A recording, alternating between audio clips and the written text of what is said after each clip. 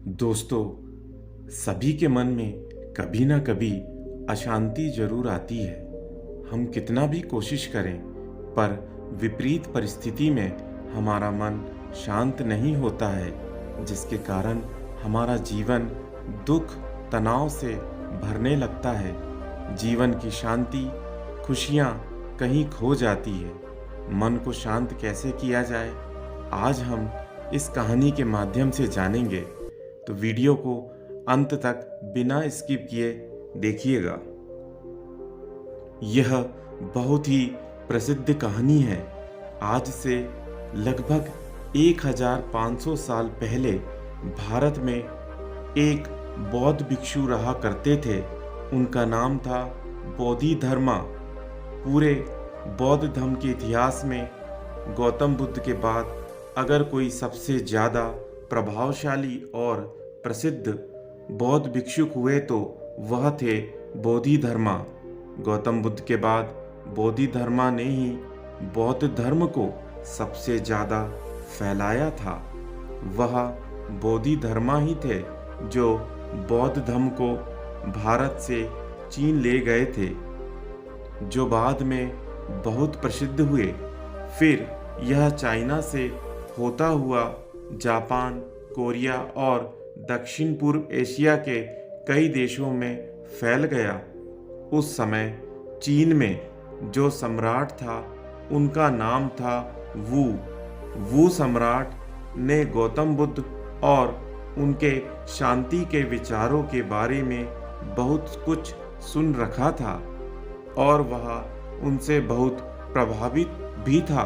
कहा जाता है कि सम्राट वू सालों इंतजार करता रहा कि महान हिमालय की दुर्गम घाटियों को पार कर भारत की ओर से कोई बौद्ध भिक्षु चाइना में आए और उनके धम्म के बारे में, उनके विचारों के बारे में बताए। जब बोधिधर्मा चाइना पहुँचे तो बड़ा सम्राट वू उनसे स्वयं मिलने आए। उस समय सम्राट मानसिक अशांति की समस्या से गुजर रहे थे। उसने बोधिधर्मा से कहा, मैंने बहुत कोशिश की, हर तरह से प्रयास करके देख लिया, लेकिन मेरे मन में शांति नहीं है। यह हर समय भटकता रहता है। क्या आप मेरे मन को शांत कर सकते हैं? बोधिधर्मा ने कहा, कहाँ है तुम्हारा अशांत मन? मुझे दे दो, मैं उसे अभी शांत करके देता हूँ। सम्राट को कुछ समझ नहीं आया। वह चुपचाप खड़ा रहा। बोधिधर्मा ने कहा, अच्छा ठीक है, मैं तुम्हारा मन शांत कर दूंगा, लेकिन इसके लिए तुम्हें कल सुबह 4 बजे अकेले मेरे पास आना होगा। और हाँ, याद रहे, अपना अशांत मन अपने साथ ही लेकर आना, उसे भूलना मत। सम्राट को यह जवाब कुछ अजीब सा लगा। वह उस पूरी रात सो न सका। सोचता रहा कि कैसा पागल भिक्षु है, कहता है मन साथ लेकर आना। भला मन भी कोई सामान है जिसे मैं छोड़कर आ जाऊंगा? उसने कई बार निश्चय किया कि जाने का कोई मतलब नहीं, इंसान पागल मालूम पड़ता है, लेकिन उसके पास और कोई दूसरा रास्ता भी नहीं था। इसलिए उसने निश्चय किया कि वह एक बार उस भिक्षु के पास जरूर जाएगा। अगली सुबह 4 बजे सम्राट बोधिधर्मा के पास पहुंच जाता है। बोधिधर्मा आंखें बंद करके ध्यान में बैठे हुए हैं। सम्राट के आने की आहट पाकर बोधिधर्मा अपनी आंखें खोलते हैं और सम्राट से कहते हैं, तो तुम आ गए। अब जल्दी से अपना अशांत मन मुझे दे दो, मैं उसे शांत करके तुम्हें वापस दूंगा। सम्राट ने कहा, आप ये कैसी बातें कर रहे हैं? क्या मन भी कोई वस्तु है जिसे मैं आपको दे दूं? यह तो मेरे अंदर है, मेरे सिर की हड्डियों के अंदर है। बोधिधर्मा ने कहा, तो इससे एक बात तो साफ है कि तुम्हारा मन तुम्हारे ही अंदर है। सम्राट ने कहा, हाँ, मेरा मन मेरे ही अंदर है। बोधिधर्मा ने कहा, तब फिर तुम अपनी आंखें बंद करके बैठ जाओ और अपने उस अशांत मन को अपने भीतर खोजो। जैसा ही तुम्हारा अशांत मन तुम्हें मिल जाए मुझे बताना, मैं उसे शांत कर दूंगा।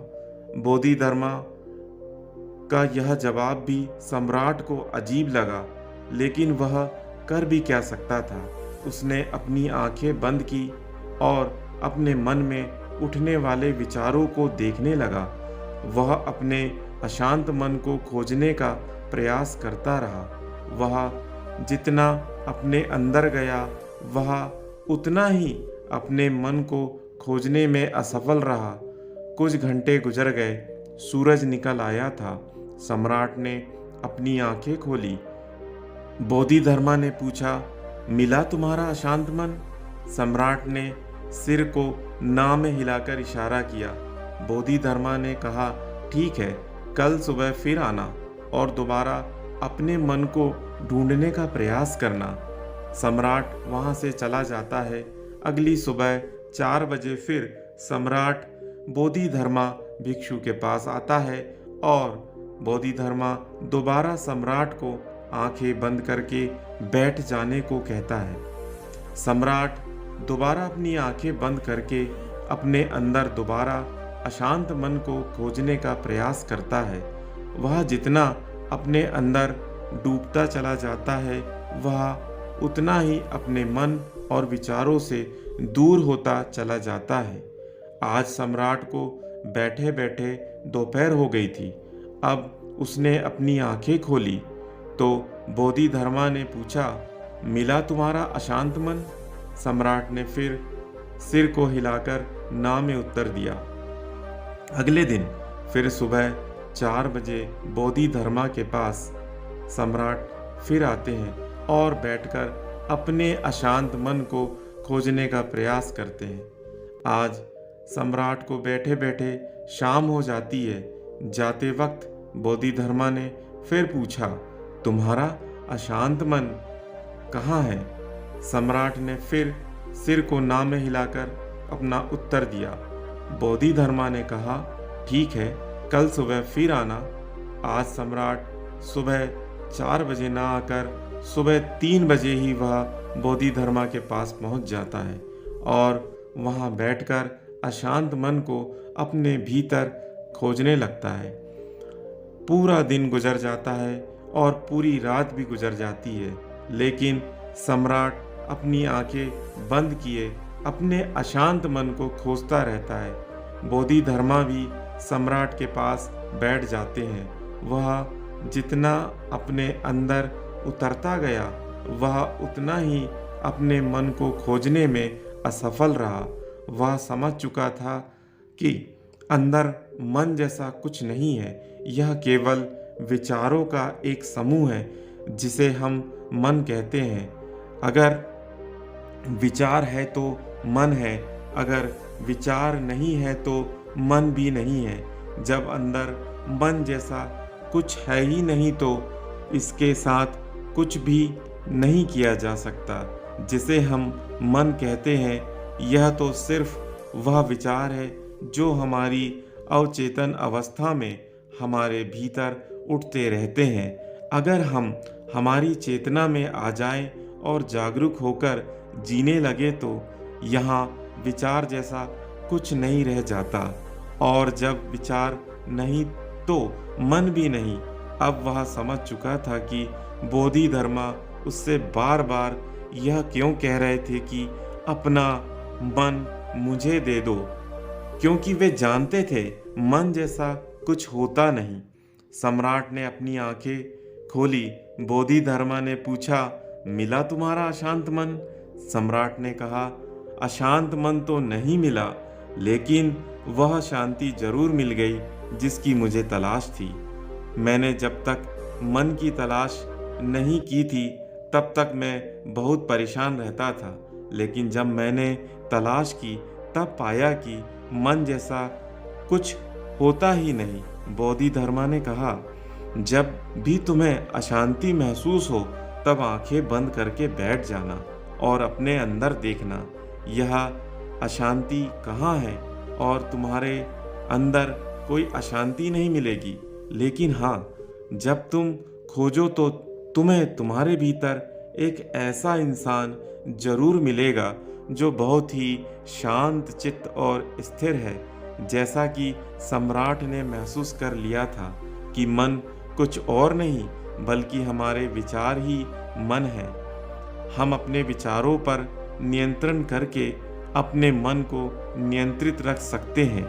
अगर हम अपने जीवन में देखें तो हमारे चारों तरफ ऐसे लाखों लोग हैं जो मानसिक अशांति से परेशान हैं। वह सभी इस मानसिक बीमारी से बाहर आना चाहते हैं, लेकिन उन्हें पता नहीं है कि इससे बाहर कैसे आया जाए। और अगर कुछ लोग इससे बाहर आने का प्रयास भी करते हैं तो कुछ शुरुआती असफलताओं के बाद वह हार मान जाते हैं और फिर यह मानसिक अशांति मरते दम तक उनके साथ रहती है। कई बार कुछ मानसिक विचार शारीरिक दर्द से भी ज़्यादा दर्दनाक होते हैं और यह इंसान का जीवन बहुत मुश्किल बना देते हैं। लोग इन मानसिक अशांति से गुजरते हैं क्योंकि वह कभी भी अपने अशांत मन को खोजने का प्रयास नहीं करते। वह कभी भी अपने भीतर झांक कर यह नहीं देखने का प्रयास करते कि असल में इस मानसिक अशांति का कारण क्या है। जैसे कि हमने इस कहानी में देखा कि मन जैसी कोई चीज़ हमारे अंदर नहीं होती। असल में मन हमारे अंदर उठ रहे विचारों का समूह है। हम अचेतन तरीके से बस कुछ भी सोचे जा रहे हैं। कभी बीते हुए कल के बारे में सोच रहे हैं तो कभी आने वाले कल के बारे में सोचते हैं।